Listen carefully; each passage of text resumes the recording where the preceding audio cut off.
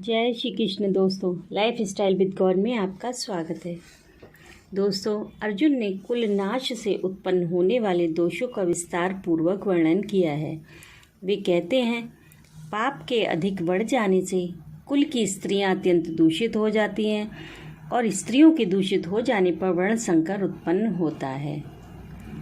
वर्ण संकर संतान के उत्पन्न होने से क्या क्या हानियां होती हैं, अब अर्जुन उन्हें बतलाते हैं।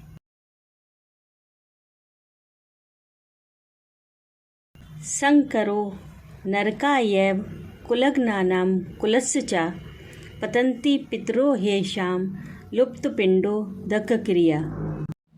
पहले अध्याय के 42वें श्लोक में अर्जुन भगवान श्री कृष्ण से कहते हैं कि वर्ण संकर कुल घातियों को और कुल को नरक में ले जाने के लिए ही होता है। लुप्त हुई पिंड और जल की क्रिया वाले अर्थात श्राद्ध और तर्पण से वंचित इनके पितर लोग भी अधोगति को प्राप्त होते हैं। यहाँ पर कुलघाती उनको कहा गया है जो युद्ध आदि में अपने कुल का संहार करते हैं, और वर्ण संकर संतान केवल उन कुलघातियों को ही नरक में पहुँचाने का कारण नहीं बनती, बल्कि उनके समस्त कुल को भी नरक में ले जाने वाली होती है। लुप्त हुई पिंड और जल की क्रिया वाले इनके लोग भी पितर लोग भी अधोगति को प्राप्त होते हैं। इसका भाव यह है कि श्राद्ध में जो पिंडदान किया जाता है और पितरों के निमित्त ब्राह्मण भोजन आदि कराया जाता है, वह पिंड क्रिया है, और तर्पण में जो जलांजलि दी जाती है वह उदक क्रिया है। इन दोनों के समाहार को पिंडोदक क्रिया कहते हैं। इन्हीं का नाम श्राद्ध तर्पण है। शास्त्र और कुल मर्यादा को जानने वाले लोग श्राद्ध तर्पण किया करते हैं, परंतु कुलघातियों के कुल में धर्म के नष्ट हो जाने से जो वर्ण संकर उत्पन्न होते हैं, वे अधर्म से उत्पन्न अधर्माभिभूत होने के कारण प्रथम तो श्राद्ध तर्पणादि क्रियाओं को जानते ही नहीं है। कोई उन्हें बतलाता भी है तो श्रद्धा न रहने से वो करते नहीं हैं, और यदि करते भी हैं तो शास्त्र विधि के अनुसार उनका अधिकार न होने से वह पितरों को मिलती नहीं है। इस प्रकार जब पितरों को संतान के द्वारा पिंड और जल नहीं मिलता, तब उनका पतन हो जाता है। अब वर्ण संकर कारक दोषों से क्या क्या हानि होती है, अब अर्जुन उसे बतलाते हैं। दोषे रेतः कुलग्नानां वर्ण संकर कारकः उत्साद्यन्ते जाति धर्मः कुल धर्माश्च शाश्वतः।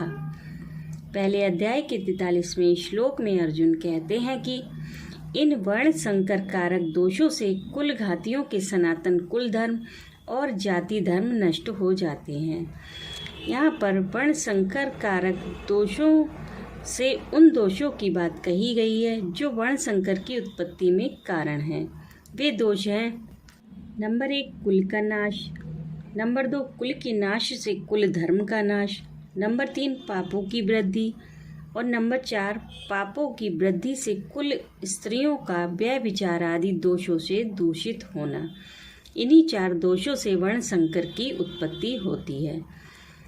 अब सनातन कुल धर्म और जाति धर्म में क्या अंतर है? वंश परंपरागत सदाचार की मर्यादाओं का नाम सनातन कुल धर्म है। कुल की श्रेष्ठ मर्यादाओं को जानने वाले और चलाने वाले बड़े बूढ़ों का अभाव होने से जब कुल धर्म नष्ट हो जाते हैं और वर्ण संकरता कारक दोष बढ़ जाते हैं, तब जाति धर्म भी नष्ट हो जाता है, क्योंकि वर्णेतर के संयोग से उत्पन्न संकर संतान में वर्ण धर्म नहीं रह सकता। इसी प्रकार वर्ण संकर कारक दोषों से इन धर्मों का नाश होता है।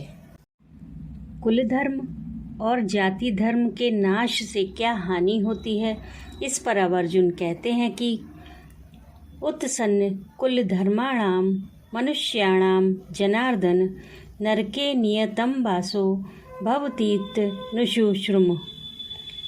पहले अध्याय के 44वें श्लोक में अर्जुन कहते हैं कि हे जनार्दन, जिनका कुल धर्म नष्ट हो गया है, ऐसे मनुष्यों का अनिश्चित काल तक नरक में वास होता है, ऐसा हम सुनते आए हैं। यहाँ पर अर्जुन कहते हैं कि जिनके कुल धर्म और जाति धर्म नष्ट हो गए हैं, उन सर्वथा अधर्म में फंसे हुए लोगों को पाप के फलस्वरूप दीर्घ काल तक कुंभीपाक और रौरव आदि नरकों में गिरकर भांति भांति की भीषण यम यातनाएं सहनी पड़ती हैं। ऐसा हम लोग परंपरा से सुनते आए हैं। अतएव कुल नाश की चेष्टा भी कभी नहीं करनी चाहिए। राधे राधे।